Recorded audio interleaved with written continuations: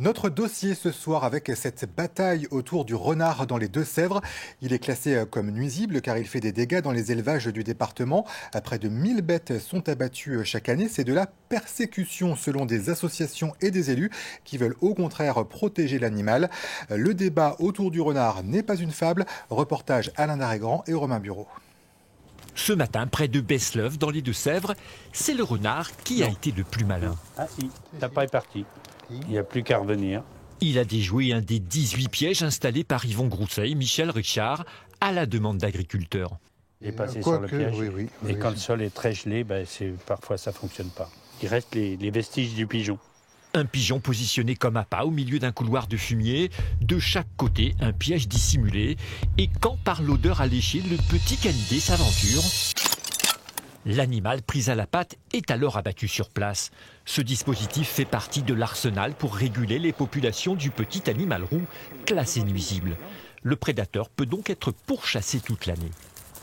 Ce matin, c'était les brises? Non, pas de chance. Ce matin, on découvre deux endroits où l'appât a été emporté. Une journée bredouille, mais chaque année, jusqu'à 9000 spécimens sont prélevés dans le département. Une régulation nécessaire selon la Fédération des chasseurs, car le goupil est accusé de freiner la réintroduction du gibier, comme le perdreau ou le faisan. Il agit sur la reproduction, sur les couvées, par la consommation des reproducteurs, ce qui fait que tous les efforts de développement de la petite faune sauvage peuvent être anéantis par une présence surabondante de renards. Allez, cote là, cote. Trop de renards, c'est aussi la vie de cet éleveur près de Parthenay. Il possède près de 2000 brebis. Elles sont toute l'année en plein air. Leur seule nourriture, c'est de l'herbe. Problème, en période d'agnellage, il perd une centaine d'agneaux chaque année, victime du prédateur, des pertes estimées à 10 000 euros. On a l'impression, quand on sort les agneaux dehors, de les jeter en pâture aux fauves. Hein. C'est vraiment c'est parfois démoralisant. Hein. Son seul recours, abriter son cheptel en période de reproduction, mais sa bergerie est trop petite. Et Damien Breton n'est pas un cas isolé. Selon la Chambre d'agriculture des Deux-Sèvres, 8000 volailles et 250 ovins ont subi les assauts du goupil l'année dernière. Préjudice estimé 62 000 euros. Chasseurs et éleveurs se tiennent donc main dans la main. Bonjour, tu vas bien? Très bien. Pourtant, certaines voix commencent à contester cet acharnement contre nature. À leur tête, Laetitia Hameau, la mère de la crèche.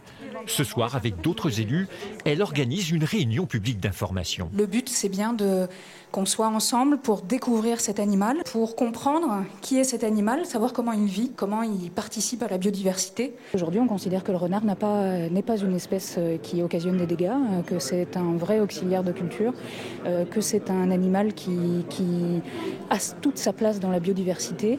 L'élu veut interdire le prélèvement des renards sur sa commune en dehors des périodes de chasse. Elle a besoin du soutien de sa population. Alors pour convaincre, elle s'est entourée de spécialistes de la cause animale. C'est l'animal le plus persécuté, le plus chassé, puisque il est chassé pendant 12 mois de l'année. Cyril Alexandre milite pour une association de protection des animaux sauvages.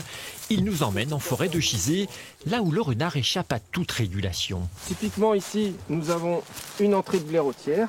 Donc on a un clan, une famille de blaireaux installés ici. Et le renard peut cohabiter dans ces vastes galeries. Un animal opportuniste qui sait trouver sa place. Selon l'association, sa population se régule naturellement, sans intervention humaine, et il joue un rôle clé dans l'écosystème. C'est un charognard, donc il a une fonction d'écarisseur naturel, donc de nettoyeur de la nature.